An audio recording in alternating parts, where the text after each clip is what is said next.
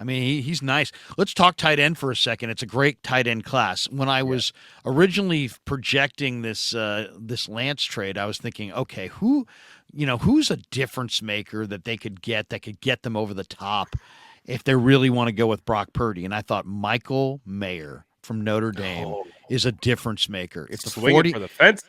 and Mayer has fallen down the charts because he didn't have the greatest pro day workout at Notre Dame. He to me, I mean, I don't care about his pro day. I mean, this guy's awesome. I watch tons of college football. He's always making plays. He's a good inline blocker. He's a receiver.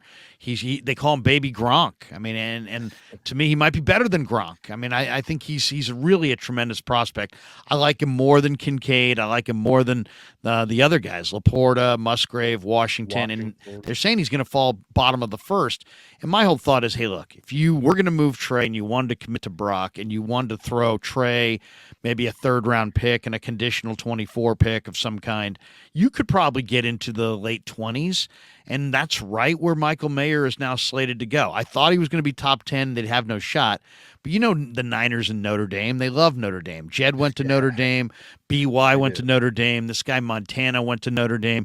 They love their Notre Dame guys, the blue chip players. And to me, there's two Notre Dame guys that I could see them going for. One is Mayer, the other is Isaiah Foskey, who also Ooh, Antioch kid went to De La Salle. He's at the pro day today. yeah. But let's talk tight end for a second. Mayer is intriguing as hell. I know there's fans of every one of these guys. Darnell Washington had one of the most amazing catches I've ever seen at the combine. That was crazy. Wasn't It that was a crazy? crazy catch. The kid Kuntz at Old Dominion to me looks like like thin lower legs, so I think he looks like he could be an injury problem. But they talked to him. Tucker Kraft from South Dakota State film is incredible. Davis Allen from Clemson, I think very underrated. I'm a big fan of Payne Durham from Purdue. Schoonmaker had a phenomenal workout in Ann Arbor on their pro day, and now they like Braden Willis. It sounds like from Oklahoma, but the guy who's really intriguing to me right now is Dakota Allen, Dak Allen from Eastern Kentucky, converted quarterback. In the Eastern Kentucky Pro Day, he put up 25 reps at 225.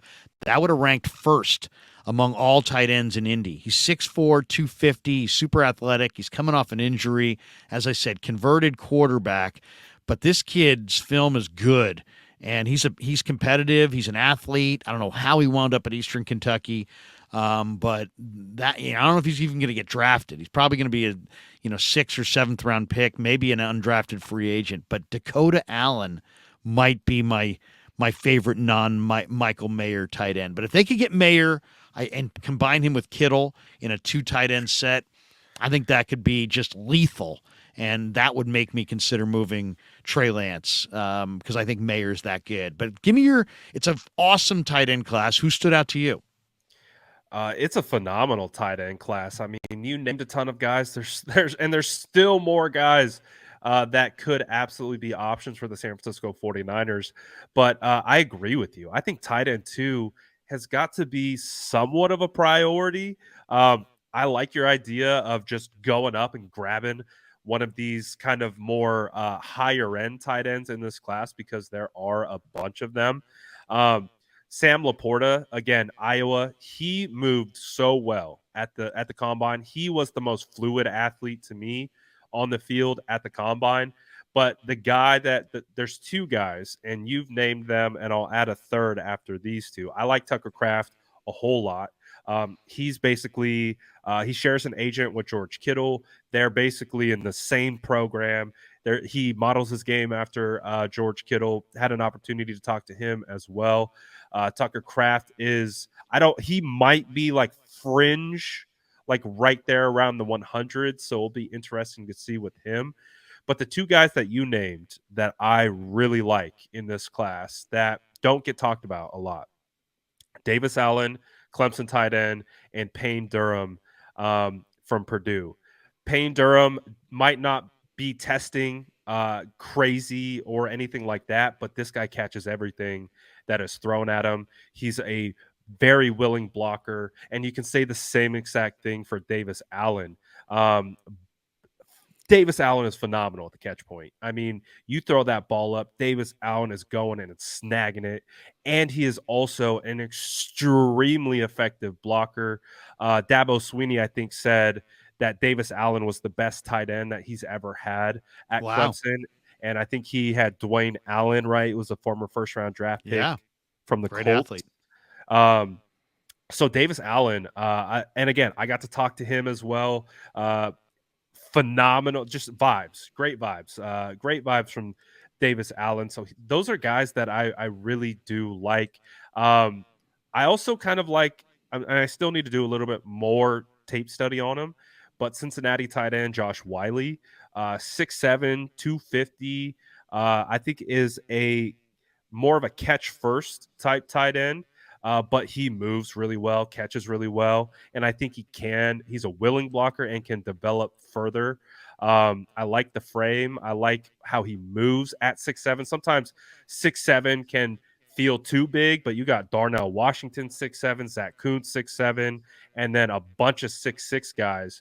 So this is a big tight end class. I mean, and there's so many athletes at this tight end spot. So there are multiple guys that you can look at. And, Zach Kuntz tested phenomenally, but I don't think there's any tape that I've watched more than Old Dominion because of my offensive line draft crush. And Right. the biggest thing with Zach is he just wasn't a big producer. He only play like 5 games at Old Dominion, I believe. He just wasn't a big producer. Now you can also look at the quarterback. Their quarterback play wasn't all that great, but I just never saw him take over a game. I really never saw a whole lot from him. So I still have some questions with Zach. He tested phenomenally and great size, kind of like that prototypical body and all that type of stuff. But I still have a little question because obviously when you're not seeing that production, you're like, oh, what's that about? But overall, man, this tight end class is so deep. Luke Musgrave out of Oregon State. I mean, the list Great goes on athlete. and on. And I need to look at the guy that you're talking about. What was his name again? Dak Allen.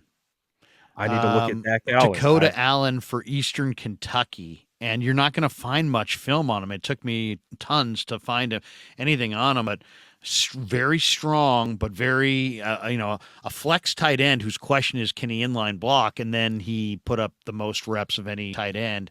Patterns himself after Kittle. Converted quarterback who's got crazy hand-eye coordination.